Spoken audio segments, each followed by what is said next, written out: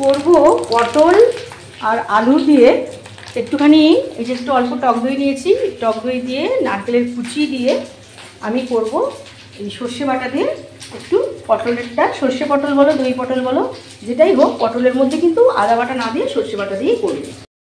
নারকেল ভেজে নিলাম, অর্ধেক দেবো দই পটলটা আর অর্ধেক দেবো পনিরটা। বানাবো অল্প দই পটল, এটা রাত্রেই খাবো।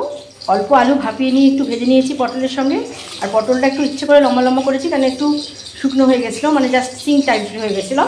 আচ্ছা, ওর মধ্যে দেবো এই দেখো পেঁয়াজের কুচি দেবো, এখানে আছে তোমার নারকেলের যে ভাজা রয়েছে, আর এর মধ্যে একটা মিক্সড মশলা আমি নিয়ে নিয়েছি, যার মধ্যে রয়েছে একটু নুন রয়েছে, চিনি রয়েছে, টক দইয়ের সঙ্গে একটু টমেটো সস, আর এটা হচ্ছে একটু কাশ্মীরি লঙ্কার গুঁড়ো আর ধনে গুঁড়ো, হলুদ গুঁড়ো, এটা আমি নিয়েছি। আর সঙ্গে এখানে আমার একটু আদা রসুন একসঙ্গে পেস্ট করা আছে, আর দেবো অল্প সর্ষে, খুব অল্প, এটা খুবই কম আছে, এই জন্য রাতের জন্যই হবে, খুব অল্প করেই সব মশলা দেবো। অনেকটাই মশলা রয়েছে কিন্তু সবই অল্প অল্প আমি দেব। করবো দই পটল, তাই জন্য এর মধ্যে অল্প একটু জিরে আর কালো জিরে, সাদা জিরে আর কালো জিরে একটু ফোড়ন দিলাম। এর মধ্যে একটু দিলাম আমি অল্প করে পেঁয়াজের কুচি,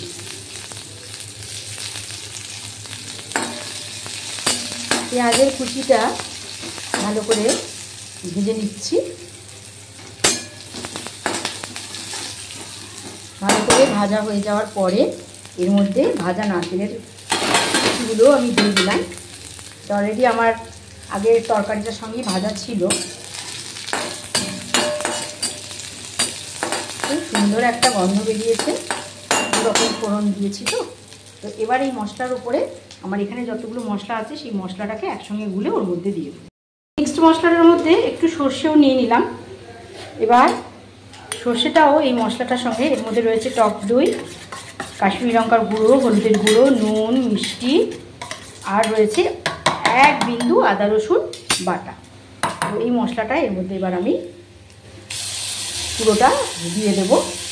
যেহেতু একটু জল দিতে হবে, একটু জল দিয়ে ধুয়ে এর মধ্যে একটু নিয়ে দই পটল করবো, তার জন্য এর মধ্যে কালো জিরে আর জিরে ফোড়ন দিয়ে দিয়েছি, সঙ্গে একটু পেঁয়াজের কুচি ছিল, আদা রসুন বাটা, নারকেলের কুচি, আর একসঙ্গে একটা পেস্ট করে নিয়েছিলাম, সেটা আমি মুখরোচক চ্যানেলে দেখিয়ে দিচ্ছি। সেটা একটু টক দই, একটু সর্ষে বাটা, একটু কাশ্মীরি লঙ্কার গুঁড়ো, জিরে, একটু আদা বাটা, একটু জাস্ট একটা রসুন, খুবই অল্প আছে, আর চিনি, নুন সব। তো ওর মধ্যে এইভাবে লম্বা করে রাখা পটলগুলো দিলাম।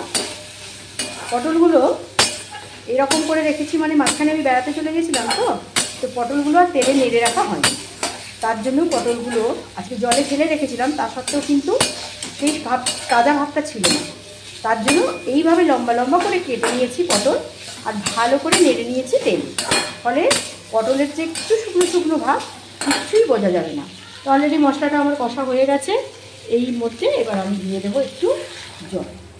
আমার আলু সেদ্ধ করা রয়েছে, পটলটাও তেলে নাড়া রয়েছে, তা সত্ত্বেও একটু জল দিয়ে দিলাম যাতে সুন্দর করে ফুটে আমার দই পটলটা দারুণভাবে দারুণ স্বাদের হয়ে যায়। শুকনো পটলির দই পটল পুরোটা মুখরোচক চ্যানেলে দিয়ে দেবো। এই পটলগুলো আমার ভেজে রাখা হয়নি, একটু বাইরে চলে গেছিলাম না, তো পটলগুলোকে জলে ভিজিয়ে দিয়ে গেছিলাম সকালে যাওয়ার আগে, অফিসে যাওয়ার আগে, ফিরে দেখলাম সেই রকমই শুটকি হয়ে আছে। তো ওই জন্য শুটকি পটলিকে করলাম দই মাছ। কী করে, খুব সুন্দর হয়েছে, আমি খেয়ে একটু দেখলাম। তো কী করে কী করেছি সমস্তটা আমার মুখরোচক চ্যানেলে দিয়ে দিয়েছি। তোমাদের যদি সময় হয়, তোমাদের যদি ভালো লাগে, তো তোমরা দেখে নিতে পারো আমার মুখরোচক চ্যানেলে শুটকি পটলির দই পটল।